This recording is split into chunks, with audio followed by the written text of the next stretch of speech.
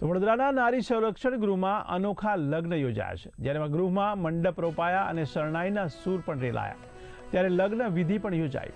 તો દીપા, જે માત્ર 4 વર્ષની હતી ત્યારે એસટી ડેપોમાંથી મળી આવી હતી, તે દીપાના લગ્ન લેવાયા છે।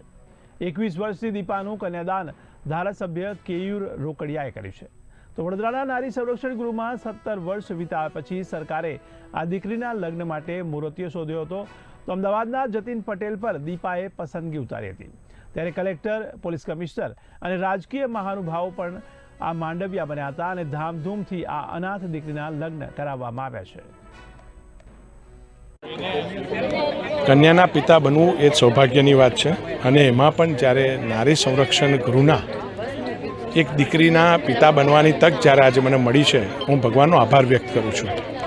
આ દીકરી નાનપણથી જ નારી સંરક્ષણ ગૃહમાં ઉછરી છે અને આજે મારા હસ્તે એનું કન્યાદાન થવાનું છે। આ પિતા બનવાની તક માટે હું ભગવાનનો ફરી એકવાર આભાર વ્યક્ત કરું છું।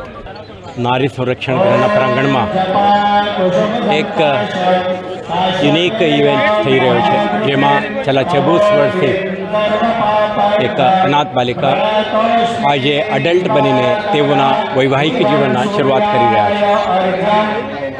આમાં આ ઘટનાનું મહત્ત્વ એટલા માટે છે કે જ્યારે કોઈ વ્યક્તિ એક મુશ્કેલીમાંથી ગુજરે અને એમના સાથે સરકારી વિભાગો, બિન સરકારી સેવા સંસ્થાઓ, સિટીઝન જે સિવિક સ્પિરિટથી પ્રેરિત નાગરિકો એમના સાથે ઊભા રહે, ત્યારે કોઈ પણ વ્યક્તિ આ રીતે મેઇનસ્ટ્રીમ સોસાયટીમાં એમના રીઇન્ટિગ્રેશન શક્ય છે। આ એક શ્રેષ્ઠ ઉદાહરણ છે।